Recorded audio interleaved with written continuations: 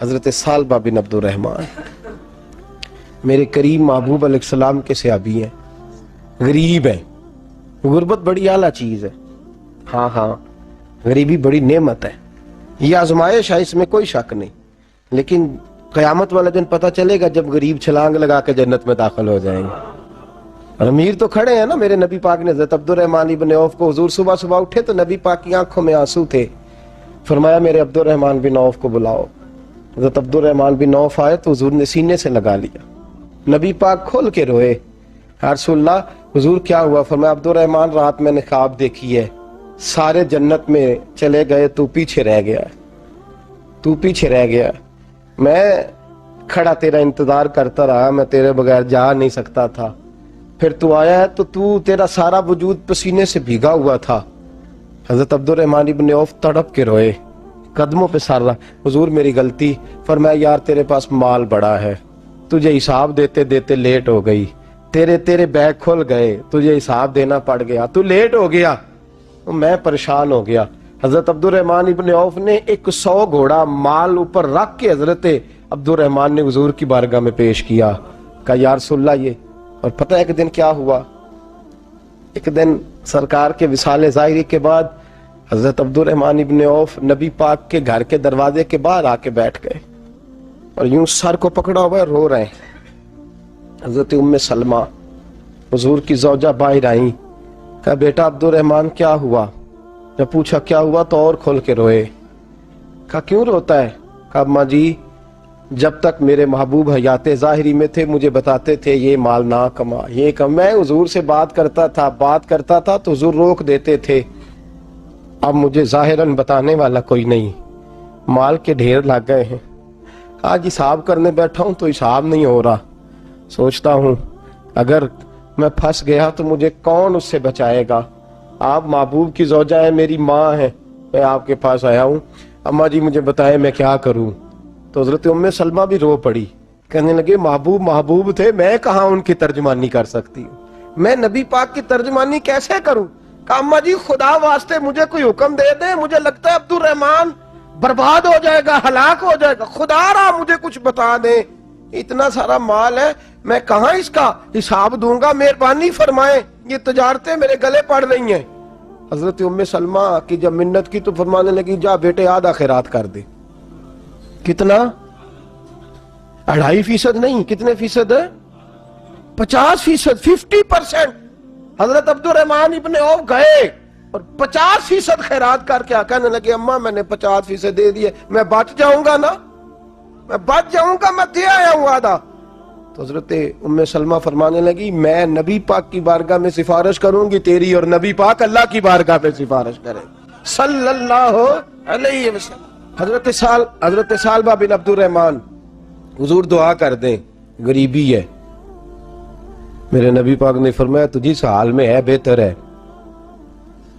کرتے ہیں حضور نہیں دعا کر دیں، فرمایا تجھی اس حال میں ہے، تیسری دفعہ پھر آ گئے، حضور نے دعا کر دی، 4 بکریاں تھیں، چند مہینے گزرے، کچھ تجارت شروع کی، چھوٹے موٹا لین دین شروع کیا تو 40 ہو گئیں، کچھ وقت اور گزرا تو ریوڑ بن گیا، پھر گائیں بھی آ گئیں، پھر اونٹ بھی آ گئے، پھر لائنیں لگ گئی، پھر ہر وقت حضور کے قریب بیٹھنے کو دل کرتا تھا، اب لین دین کے معاملات تھے، اب ذرا طبیعت تھوڑی پیچھے ہٹنے لگی، تھوڑا دل پیچھے ہٹنے لگا، پہلے 5 نمازیں مسجد میں، پھر زور اثر کی چھٹی، میری طرف دیکھو اور دیکھو میں کیا عرض کر رہا ہوں، پھر زور اثر گئی، پھر کچھ وقت گزرا تو مغرب بھی گئی، پھر اتنی بڑی حویلی کوئی نہیں، پھر باہر جا کے مدینے سے ڈیرا لگا لیا، جمعے کے جمعے آتے، زکوٰۃ کا حکم آ گیا 2 ہجری میں، حضرت ابو ہریرہ رضی اللہ تعالیٰ عنہ امیر زکوٰۃ مقرر ہوئے، 5 اونٹوں پر 1 بکری، یہ زکوٰۃ ٹھہری۔ اب جب گئے نا اونٹ گنے اور بکریاں گننے لگے، اوہو 1 کروڑ پہ 2.5 لاکھ، کس نے دیا تھا؟ دعا کس نے فرمائی؟ اوہو اتنا، میرے پیسے بینک سے میسج آ جائے گا اتنے کم ہو گئے، اوہو بڑی مصیبت بنے گی، مجھے تو خوشی ہوتی ہے جب آتے ہیں تو یہ اب یہ والا میسج بھی چلے گا کہ اتنے مائنس ہو گئے، توبہ توبہ، پریشانی لگ گئی، بڑی طبیعت، انکار نہیں کیا، کہنے لگے حضور سے جا کے عرض کرنا میں خود آؤں گا، اور جہاں محبوبیت ہو وہاں اتنے لفظ بھی بے ادبی ہیں، وہاں ٹھہر جاؤ، سوچتا ہوں، سمجھتا ہوں، غور کرتا ہوں، یہ جملے بھی وہاں توہین ہوتے ہیں۔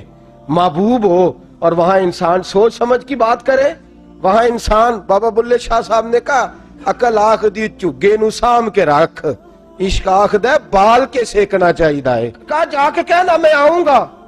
سب کی زکوٰۃ لے آئے، در رسول پہ آئے، حضور نے فرمایا پہلے سالبہ کی بات بتاؤ، پتا تھا نا پہلے سال؟ حضور اس نے کہا تھا میں آؤں گا۔ حضرت ابو ہریرہ کہتے ہیں نبی پاک نے ٹھنڈی آہ بھری، آہ ٹھنڈی، فرمایا ہلاک ہو گیا۔ اس کو کہا تھا نہ اس چکر میں پڑ، ہلاک ہو گیا، ہلاک۔ حضرت ابو ہریرہ فرماتے ہیں دو باریک باریک آنسوؤں کے قطرے بھی میں نے محبوب کی آنکھوں میں دیکھے۔ اپنا ہے نا تو دکھ ہوا، یار میرا اپنا تھا، یہ ہلاک ہی ہو گیا ہے، کدھر چلا گیا ہے؟ ان کو بھی بعد میں خیال آیا، او ہو میں تو غریب تھا، یہ آیا کدھر سے تھا؟ میں تو غلامی رسول میں آتا گیا تو رب میری عزتیں بڑھاتا گیا، یہ میں کس چکر میں پڑ گیا؟ آئے لائنیں بکریوں کی لائے، حاضر کی، حضور وہ میں نے کہا تھا حضرت ابو ہریرہ سے میں خود آؤں گا، حضور میں خود لایا ہوں۔ فرمایا محبوب نے مجھے تو نہ بتا، میں تو سمجھتا ہوں، میں نے کہا تھا تو میں آ گیا ہوں۔ فرمایا چل اٹھا، دوڑ جا، لے جا۔ حضرت ابو ہریرہ فرماتے ہیں انکار محبوب نے سالبہ کو کیا، لیکن آنسو ابو بکر صدیق کے بھی نکل گئے۔ فرماتے ہیں درد عثمان غنی کو بھی ہونے لگا، تڑپ مولا علی بھی گئے۔ فرمایا جا لے جا، نہیں چاہیے تیرے پیسے۔ فرماتے ہیں سالبہ نے ہاتھ باندھے، کہا محبوبہ غلطی ہو گئی، حضور مجھے، فرمایا تجھے کہا نا تیرے نہیں چاہیے، نکل جا۔ حضرت ابو ہریرہ فرماتے ہیں جب نبی پاک نے رخ پھیرا تو صحابہ کی زبانوں پہ بھی جاری ہو گیا یہ تو ہلاک ہو گیا۔ کہتے ہیں مدینے میں قحط پڑ گیا، محبوب نے فرمایا بلال تو بھی آج لا، ایک خشک چھوارا حضرت بلال کا قبول ہو گیا۔ لیکن سال با لائنیں لگی یا مال کی، فرمایا جا لے جا، تیرا قبول نہیں ہے۔ فرماتے ہیں تڑپتے رہے ساری زندگی اور مال کو دیکھ دیکھ کے آہیں بھرتے رہے، لیکن کریم نے اس تجارت کو قبول۔ حضرت ابو بکر صدیق کے پاس آئے، سرکار کے وصال، حضور قبول فرما لیں۔ فرمایا ساری دنیا کا قبول ہے، جس کا میرے نبی نے قبول نہیں فرمایا میں کیسے قبول کر لوں؟ حضرت عمر فاروق کے پاس آئے، فرمایا نہ تیرا قبول نہیں۔ حضرت عثمان کے زمانے میں وصال ہو گیا۔ عزیز یاد رکھ، تجارت وہ والی کر جو تجھے نجات دے، اس چکر میں نہ پڑ جا جو تجھے الجھا دے۔ قرآن مجید کی آیت آئی اقترب للناس حسابہم وہم فی غفلۃ معرضون، لوگوں کا حساب قریب آ گیا ہے اور وہ ابھی بھی غفلت میں پڑے ہیں، ابھی بھی 2 کے 4 اور 4 کے 10 کر رہے ہیں، حساب کا وقت قریب آ گیا۔ حضرت انس آئے مسجد سے، ایک صحابی مکان بنا رہے تھے، جھونپڑی تعمیر کر رہے تھے۔ حضرت انس کو پریشان دیکھا، کہنے لگے انس خیر تو ہے، کوئی نئی آیت تو نہیں آئی؟ تو جناب انس کہنے لگے آیت تو آ گئی ہے، رب نے کہہ دیا کہ حساب قریب آ گیا، تیاری کر لو۔ جھونپڑی بنا رہے ہیں، محل نہیں، جھونپڑی بنا رہے تھے، ابھی دیوار کچی مکمل نہیں ہوئی تھی، ہاتھ جھاڑ دیے صحابی نے۔ ادھر رخ پھیرا تو حضرت انس کہنے لگے کہاں جا رہے ہو؟ کہنے لگے بھئی میں حساب نہیں دے سکتا، میں مصطفیٰ کے پاس جا رہا ہوں، میں نے نہیں دیوار بنانی، بس بھئی میری اس دور سے بس میں کوئی نہیں حساب دے سکتا، میں کمزور ہوں۔ میرے رسول کائنات صلی اللہ تعالی علیہ وسلم نے، میرے دوستو تجارت کرو لیکن اس کو عبادت سمجھ کے کرو۔ اگر تمہیں چوک وہاں دکان پہ بیٹھے خدا بھول جاتا ہے اور سودا کرتے وقت رب رسول کی باتیں تمہیں بھول جاتی ہیں، تو پھر تو تم وانتم موردون میں ہو، پھر تو تم غافل ہو۔